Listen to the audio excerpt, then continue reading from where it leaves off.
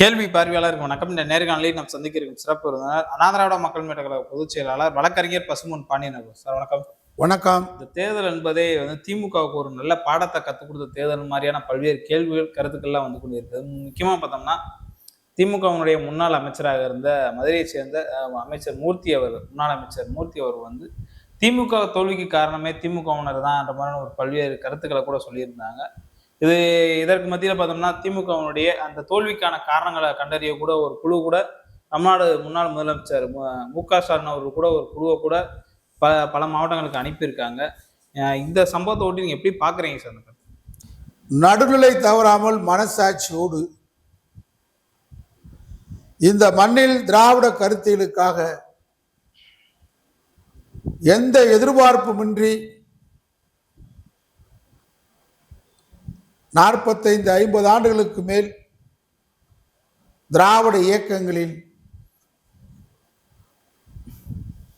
என்னை ஒப்படைத்து அர்ப்பணித்தவன், இன்னும் வாழுகின்ற காலம் முழுவதும் திராவிட கருத்தியல் பெரியார் அண்ணா வழியில் சமூக நீதி களத்தில் என் வாழ்நாளில் இறுதி மூச்சு வரை போராட வேண்டும் என்ற உறுதியோடு 13 வயதில் அரசியல் களத்துக்கு வந்தவன் நான். Okay sir. இன்றைக்கு வரைக்கும் நான் ஒரு சாதாரணமாக ஒரு பஞ்சாயத்து போர்டில் உறுப்பினர் கூட ஆனதில் அரசு பதில் இல்லை.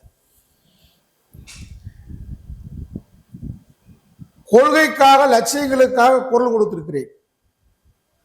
திமுகவா இருந்தாலும் மதிமுக இருந்தாலும் அதிமுக இருந்தாலும் என்னுடைய பங்களிப்பு அதிகம். உழைப்பு, தியாகம், பொருள், இளமை, ரத்தம், வியர்வை அனைத்தையும் சிந்தி 30க்கும் மேற்பட்ட முறை சிறை சென்றவர். என் வீட்டுக்காக எதிர்த்த வீட்டில், பக்கத்து வீட்டில் பங்காளி சண்டை, அங்காளி சண்டை எதுவும் என் வாழ்க்கையில் கிடையாது. இந்தியாவிலே தேசிய பாதுகாப்பு சட்டத்தில் முதலாக கைது செய்யப்பட்டவன் நான் தான். துணை பொதுச் செயலாளர் நாஞ்சிலார் என்னை மதுரை சிறையில் சந்தித்தார். கலைஞரும் நானும் ஒரே சிறையில் 86 சென்னை சிறையில் சந்தித்தோம். என் வரலாறு நீண்டது. ஆனால் என்ன சொல்றேன்னு கேட்டால், எல்லா ஊரும் தாவேக்காக்கு ஆட்சி இல்லை, அதிகாரம் இல்லைன்னு ஓட்டு போட்டு 20 நாள் கூட ஆகலை. ஓட்டு போட்ட மக்களுடைய கையில் அந்த மை இன்னும் முழுமையாக உளரலை. அதுக்குள்ளேயே சந்தர்ப்பாத அரசியலை நான் 77லேருந்து களம் கண்டுகிட்டு இருக்கேன். ஆனால் 2026 மாதிரி அரசியல் கட்சியுடைய பச்சை துரோகத்தை, இந்த கட்சி மாறிகளை இவ்வளவு கேவலமாக நான் பார்ப்பது இப்பதான். ரொம்ப அசிங்கமான ஒரு காலத்தில் வாழ்றதுக்காக வேதனைப்படுறேன். நன்றி இல்லாத இந்த சமூகத்தில் வாழ்வதற்காக வெக்கப்படுறேன், வேதனைப்படுறேன் இந்த பேட்டி கொடுக்குறது. ஆனால் என் பேட்டியில் உள்நோக்கம் எதுவும் கிடையாது. நான் எந்த அமைச்சர் வீட்டிலையும் எல்லாத்தையும் ஆதரிச்சிருக்கேன், ஆட்சியில் கொண்டு வந்து உட்கார வச்சிருக்கேன். எல்லா தலைவரும் எனக்கு நெருக்கம். தலைவர் கலைஞர்கிட்ட அதிகமாக பேசக்கூடிய ஆள் தளபதி ஸ்டாலின், வைகோ, புரட்சி தலைவி அம்மா, அனைத்து தலைவர்களோடு நான் பழகக்கூடியவன். ஆனால் எந்த எதிர்பார்ப்பும் இன்றி என் உழைப்பில் மட்டும்தான் வாழக்கூடியது. அரசியலில் எந்த பிரதிபலன் எதிர்க்காகாமல் இருக்குன்னா நான் ஒரு ஆள் தான். அண்ணா சொன்னதை நாங்கள் ஏற்றுக்கொண்டோம், பெரியார் சொன்ன பகுத்தறிவை ஏற்றுக்கொண்டோம். எனக்கு மானம் பெரியுது, சுயமரியாதை பெரியுது. அந்த அடிப்படையில் என் கருத்துக்களை சொல்கிறேன், தொடர்ச்சியாக சொல்ல போகிறேன். ஏன்னா திமுகவுடைய தோல்விக்கு காரணத்தை அவங்க மறுபரிசீலனை பண்ணணும், இன்னும் ஏமாற்றக்கூடாது. திமுக தலைமையும் ஏமாத்துறாங்க, திமுக தலைமையும் ஏமாறக்கூடாது, ஏமாற்றவும் கூடாது. அதிமுக திமுக இருதுருவ அரசியல் தமிழகத்தில் இருக்க வேண்டும் என்று விரும்புகிற கோடான கோடி திராவிட இயக்க தொண்டர்களில் நான் ஒருவன். அதில் திமுக கொள்கையால் உருவாக்கப்பட்ட கோபுரம், அதிமுக சாதாரண தொண்டர்களால் உருவாக்கப்பட்ட அமைப்பு. இந்த 2 அமைப்பையும் சீர்குலைச்சிடக்கூடாது. அதில் திமுக கொள்கை இயக்கமாக எஃகு கோட்டையாக இருப்பதால் தான் அந்த இயக்கம் வலுவாக இருக்கணும்னு நம்ம விரும்புகிறோம். போராடுறான், பாடுபடுறான்.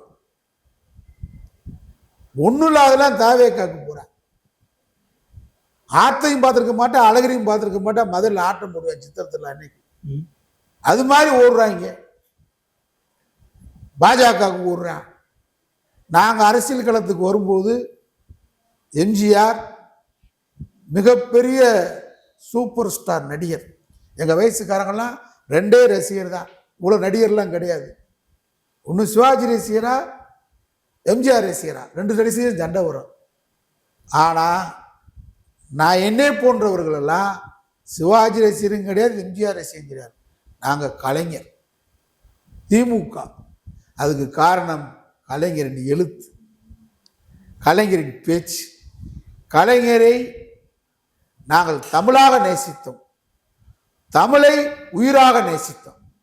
அதான் எங்கள் வரலாறு. எல்லாம் ஆளுங்கட்சியை நோக்கி ஓடுறாங்க. இல்லை, நாங்கள் திமுகவில் சேரும்போது கலைஞர் எதிர்கட்சி தலைவர் தான். நாங்கள் தலைவனை தேர்ந்தெடுக்கும் போது முதலமைச்சரை தேர்ந்தெடுக்கல. எம்ஜிஆர் கலரப்பாரு தாவேக்கா தற்கொலையை சொல்ற மாதிரி அப்ப சொல்லுவாங்க. எம்ஜிஆர் கலர் என்ன, அவர் நடிப்பு என்ன, அவர் பாட்டு என்ன, எங்க பார்வையில் கலைஞரின் எழுத்து என்ன, பேச்சு என்ன, கொள்கை என்ன, இப்படி வந்தா.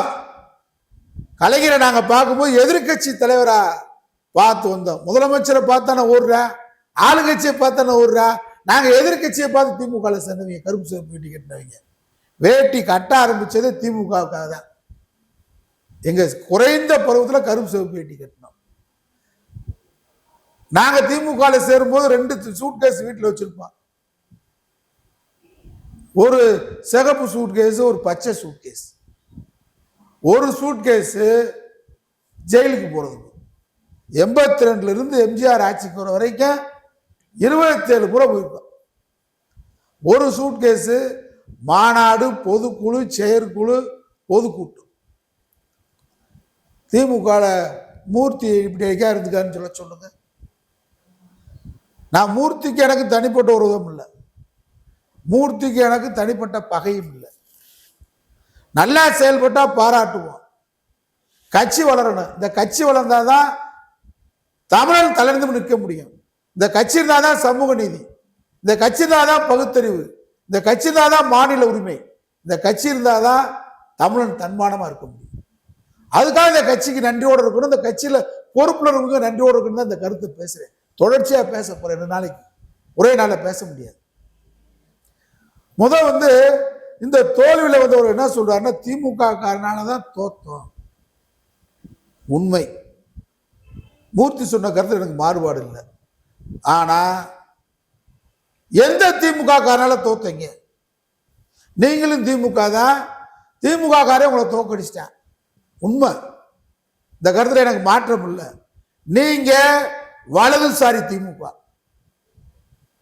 நீங்க சனாதனத்தை ஏற்றுக்கொண்ட திமுக, நீங்க பிழைப்பாத திமுக, நீங்க எம்எல்ஏருக்காக திமுக, நீங்க மாவட்ட செயலருக்காக திமுக, நீங்க மந்திரி பதவிக்காக திமுக, நீங்க கொள்ளையடிப்பிற்காக திமுக, நீங்க ஊழல் பண்றதுக்காக திமுக, நீங்க லஞ்சவாருக்காக திமுக, மாட மாளிகை கட்டுறதுக்காக திமுக, பல ஆயிரம் கோடியில, பல 100 கோடியில மண்டபங்கள், திருமண மண்டபங்கள் எங்கு திரும்பினாலும் வான் அளவுல கட்டுறதுக்கு திமுக. ஆனா நீங்க எல்லாம் வாழ்றதுக்கு திமுக நினைச்சு பார்த்தீங்களா? நீங்க எல்லாம் வாழ்றதுக்கு. நான் திராவிட முன்னேற்ற கழகத்தில் அண்ணன் பொன்முத்துராமலிங்க மாவட்ட செயலாளர் இருக்கும்போது நான் மாவட்ட இளைஞரணி செயலாளர். மதுரை மாவட்டத்தில் பிரிக்கப்படாத 4-5 மாவட்டங்கள் இன்னைக்கு இருக்கு. அதுல மதுரை கிழக்கு ஒன்றியத்தில் இளைஞரணி துணை அமைப்பாளர் பதவி நான் மாவட்ட இளைஞரணி செயலாளர். நான் இடதுசாரி திமுக. எதையும் ஏன், எதற்கு, எப்படி என்று பெரியார் கேட்க சொன்னார். அண்ணா வளர்த்தார், கலைஞர் வளர்த்தார். நான் அந்த திமுக. உங்களை திமுக காரன் தோக்கடிச்சேன். ஏன் தோக்கடிச்சேன் அதை யோசிங்க. அத நீங்க திமுக தலைவர் நம்முடைய தளபதி ஸ்டாலின் அவர் தொண்டர்களினால் தொண்டர்கள் இருந்து வந்த தலைவர் ஸ்டாலின். நீங்க பெரியார் திராவிட இயக்கத்தை பகுத்தறிவு சிந்தனையோட, கடவுள் மறுப்பு சிந்தனையோட, சுயமரியாதை சிந்தனையோட வளர்த்தார். அதுக்கு முன்னாடி ஐயாவுக்கு முன்னாடி லட்ச இளைஞர்கள் போனாங்க. அண்ணா திராவிட இயக்கத்துக்கு ஒரு மறுமலர்ச்சி தூதுவன் அண்ணாவுக்கு முன்னாடி திரண்டாங்க. கலைஞர் மிகப்பெரிய பன்முகத் திறமை படைத்த தலைவர், ஆற்றல் மிகுந்த தலைவர், ராஜதந்திரி, எழுத்தாளர், விற்பன்னர், நாவலாசிரியர், திரைக்கட வசனகர்த்தா, திரைப்பட பாடலாசிரியர், பன்முகத்தன்மை கலைஞருக்கு. அதெல்லாம் திமுகவுக்கு நின்றுச்சு, பாடுபட்டுச்சு. அதான் திமுக. அண்ணாவுக்கு பின்னாடி திமுகவை தூக்கி நிறுத்தியவர். அண்ணாவுக்கு முன்னாடி நாவலர் திமுக நடத்திருந்தா திமுக என்னைக்கே காணாம போயிருக்கும். நாவலர் ஒழுக்கமானவர், சுத்தமானவர், பேச்சாற்றல். ஆனா எல்லாத்தையும் விட நிர்வாகத்திறன், ஆற்றல் அனைத்தையும் நிறைந்து தொண்டர்களின் தலைவர் கலைஞர், தொண்டர்களால் உருவாக்கப்பட்ட தலைவர் கலைஞர். அதனாலதான் திமுக இன்னைக்கு வரைக்கும் நிக்குது. அது மாதிரி ஸ்டாலின் கலைஞரை ஒட்டி தொண்டர்களுடன் தொண்டர்களின் உணர்வாக வளர்ந்த தலைவர். ஆனா ஆட்சி பொறுப்புக்கு வந்ததிலிருந்து அவர் தொண்டர்களை கைவிட்டார். தொண்டர்களுடன் அவர் இல்லை. சாமானிய சாதாரண தொண்டன் முதலமைச்சரை பார்க்க முடியல. தம்பி உதயநிதி அடுத்து இந்த இயக்கத்துக்கு வந்திருக்கிறத நாங்க வரவேற்கிறோம். அவர் வரணும். ஆனா மூர்த்தி மாதிரி, நேரு மாதிரி, ஏவாவல் மாதிரி ஆள்கிட்ட கார்பரேட்ட போய் மாட்டிடாதீங்க. கலைஞரை நீங்க பார்க்கணும். ஸ்டாலினுக்கு அன்னைக்கு இருந்த நண்பர்களை பார்க்க, இன்னைக்கு இருக்க நண்பர்களை பார்க்க கூடாது. அன்னைக்கு சிவாஜின்னு ஒருத்தர் கூட இருந்தார், திருவள்ளூர், நம்ம நாகப்பட்டினம், நாகை அசோகன் கூட இருந்தார், அன்பில் பொய்யாமொழி கூட இருந்தார். எங்களை போனெல்லாம் பின்னாடி படவரிசையில் நின்றான். இன்னைக்கு அவர்கிட்ட வேற ஆள் நின்றாங்க.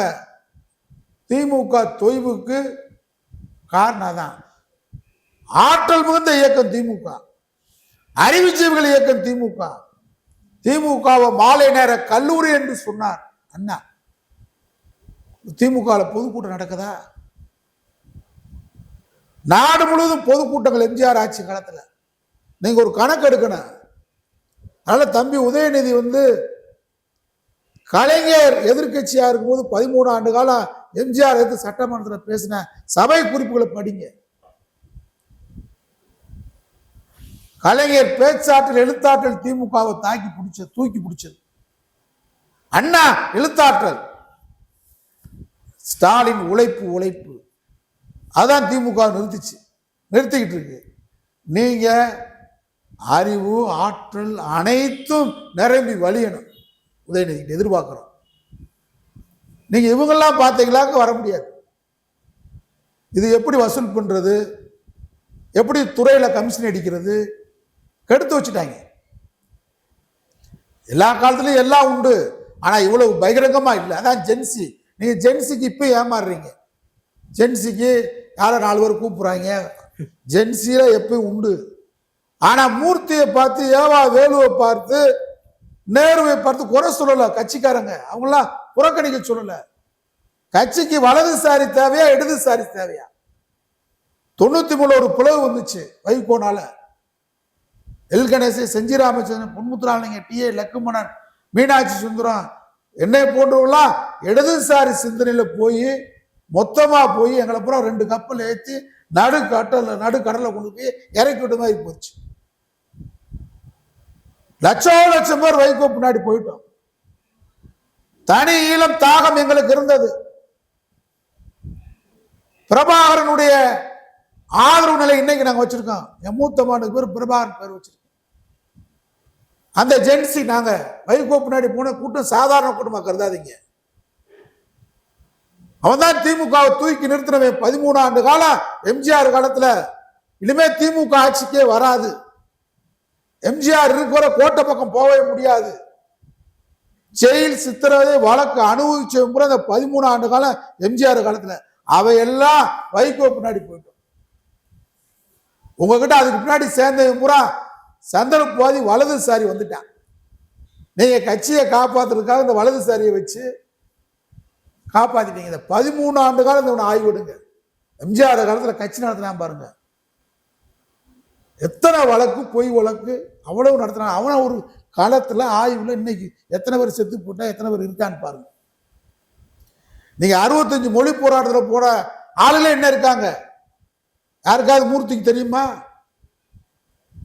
சித்திரக்கார போஸ் இன்னைக்கு இருக்கார், தியாகி பென்சன். மேலூர்ல 3 பேர் இருந்தாங்க. நான்லாம் திமுக மாவட்ட இணைச்சலாக இருக்கும்போது அவங்களாம் பார்த்துருக்கேன். மூர்த்தி சொல்றாரு, திமுக காரன் தோக்கடிச்சு எப்படி தோக்கடிக்காம இருப்பேன்? கிழக்கு ஒன்றியத்தில் 13 ஆண்டு காலம் எம்ஜிஆர் காலத்துல கட்சி நடத்தும் போது மூர்த்தி ₹1 நன்கொடை கொடுத்திருப்பாரா? முத்திராஜன் அங்க ஒருத்தர் கட்சி நடத்தினாரு, இருக்காரா இல்லையான்னு தெரியல. அழிச்சிட்டீங்க.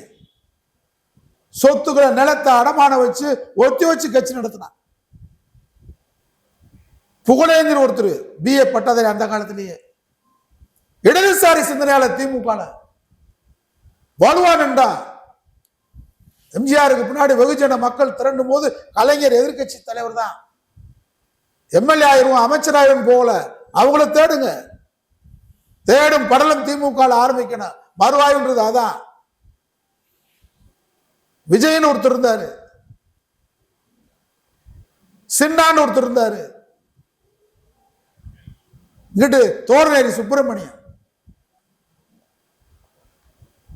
அந்த குடு கிள்ளி வளவை.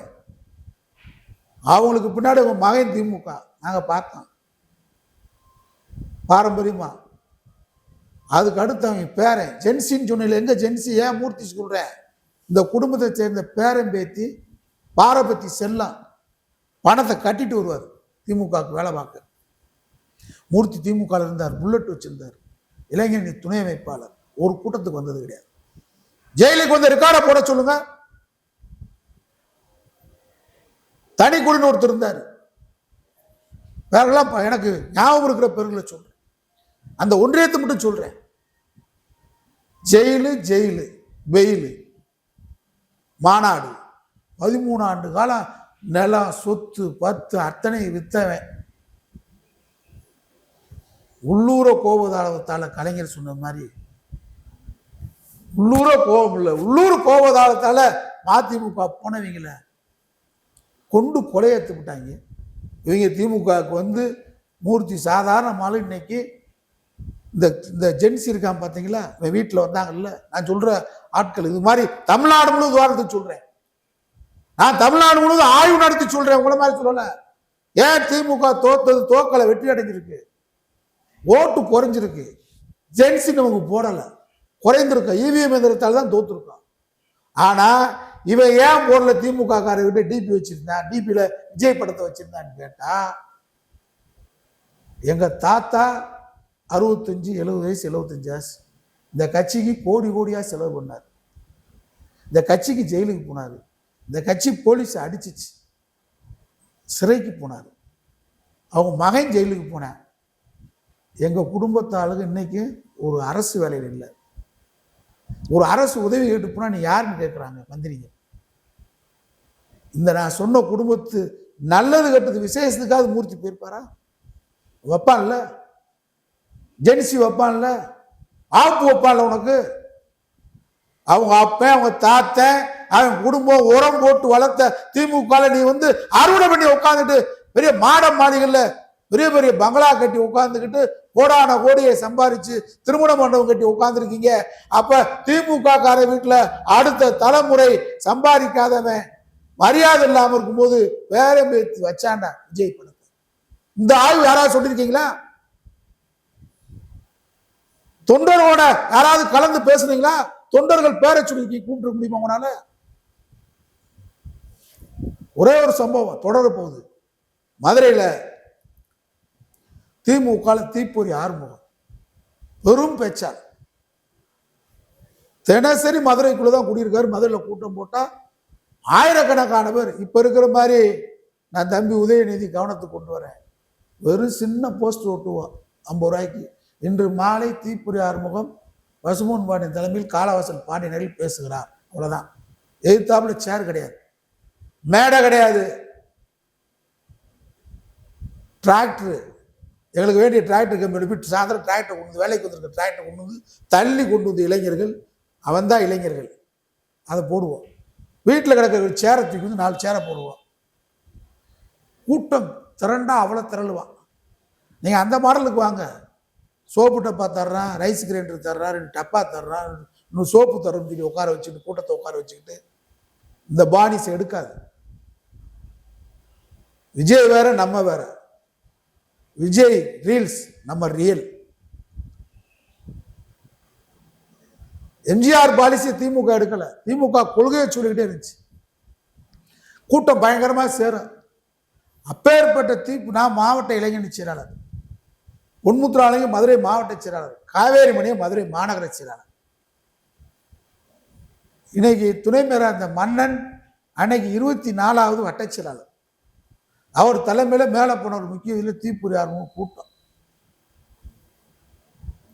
பொன்முத்துரான எப்பயுமே மாவட்ட செயலாளர்ன்றது சிறப்பு பேச்சாளர், யாரை வேணாலும் தகுதி இதெல்லாம் பார்க்க மாட்டாங்க. யாராவது சிறப்பு பேச்சாளர் அவங்கள பேசி முடிக்க விட்டு அவங்க கார்லயே கூட்டு போய் விடுவாங்க. இதான் முறையா இருந்தது. அன்றைக்கு 2 பேருமே ஒரு நிகழ்ச்சிக்காக சென்னை சென்றுட்டார் பொன்முத்துரான். காவேரி மணியம் கூட்டத்தை கொஞ்சம் உடல்நலம் சரியில்லை, எனக்கு நான் முன்னாடி பேசிட்டு போறேன், நீங்க இருந்து, நான் மாவட்ட இளைஞர் செயலாளர், நீங்க இருந்து தீப்புரியார் முகத்தை அனுப்பிச்சிட்டு கூட்டம் முடிஞ்சோன்னு போங்கன்னு சொல்லிட்டு அவர் வீட்டுக்கு போயிட்டார். அவர் வீடு அவனியாபுரம். அவர் மாவட்ட செயலர் எப்படின்னு கேட்டால் பஸ்ஸில் தான் அவனியாபுரத்துக்கு கடைசி பஸ்ஸில் போய் இறங்குவார். அப்படி ஒரு மாவட்ட செயலாளர், தியாகி, விசா காலத்து தியாகி, மொழிப்போர் தியாகி. ஆனால் அன்னைக்கு கூட்டம் முடிச்சுட்டு தீப்புரியார் முகத்தை ரிக்ஷாவில் அனுப்புகிறேன். அவங்க மச்சினன் தான் ஓட்டிகிட்டு வந்திருக்காரு. ரிக்ஷா வாடகை கொடுத்து அவரை அனுப்பிச்சி விட்டு நான் வீட்டுக்கு வர்றேன். இரவு 1 மணிக்கு தீப்புரியார் மகனும் இருக்காங்க, மனைவி என் கதவை தட்டுறாங்க, வீட்டு கதவை. என்னன்னு கேட்டால் அதிமுகவினரால் தீப்புரியாரும் நாக்கு அறுக்கப்பட்டு மங்கம்மா சத்தத்துக்கு முன்னாடி ஆஸ்பத்திரியில், பெரிய ஆஸ்பத்திரி மருத்துவமனை, ராஜாஜி மருத்துவமனை அனுமதிக்கப்பட்டிருக்காங்கன்றாங்க. உடனடியாக அந்நேரமே நான் கிளம்பி என் கையில் இந்த பணத்தை எடுத்துக்கிட்டு, அப்போலாம் ஏடிஎம்லாம் கிடையாது, திமுகவில் வட்டச்செயலாளர் சண்முகம் அரசடி ஒத்தக்கடை பகுதியில் அவரை போய் எழுப்புறேன். அவருக்கு கொஞ்சம் உடம்பு முடியாமல் இருக்கு அப்படின்னு 1 ரூபா கட்டு, புது 1 ரூபா கட்டு 5 கட்டை என் கையில் கொடுத்து, கையில் செலவு வச்சுருங்க, காலைல பார்ப்போம்ன்ற. நேராக அரசு ராஜ்ய மருத்துவமனைக்கு போயிட்டு அவங்க குடும்பத்துக்கு செலவு கொடுத்துட்டு, பார்க்க வேண்டிய வேலையெல்லாம் பார்த்துட்டு, புகார் மனுவை கரிமேடு காவல் நிலையத்தில் கொடுத்துட்டு, அப்பெல்லாம் செல்லு கிடையாது. பேசுறாரு திமுக பற்றி, கலைஞர் எப்படி இருந்தார், நாங்கள் எப்படி இருந்தோம், திமுக எப்படி நின்றுச்சு. ஒரே செல்லெல்லாம் கிடையாது. ட்ரெங்கால் போட்டு உட்காரணும். மெட்ராஸுக்கு பேசணும்னா ட்ரெங்கால் போடணும், 1/2 மணி நேரம் 1/4 மணி நேரம் ஆகும் கனெக்ஷன் கொடுக்க. பொன்முத்தண்ணனுக்கு தகவல் சொல்லிட்டான், ஒரு தலைவருக்கு தகவல் சொல்லிட்டாரு.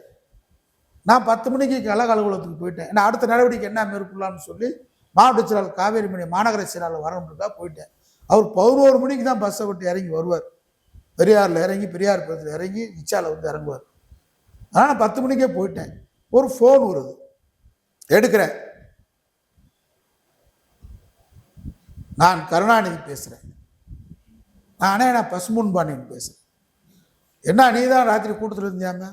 ஒரு தலைவன் திமுக நிற்கிறது காரணம் இதான்.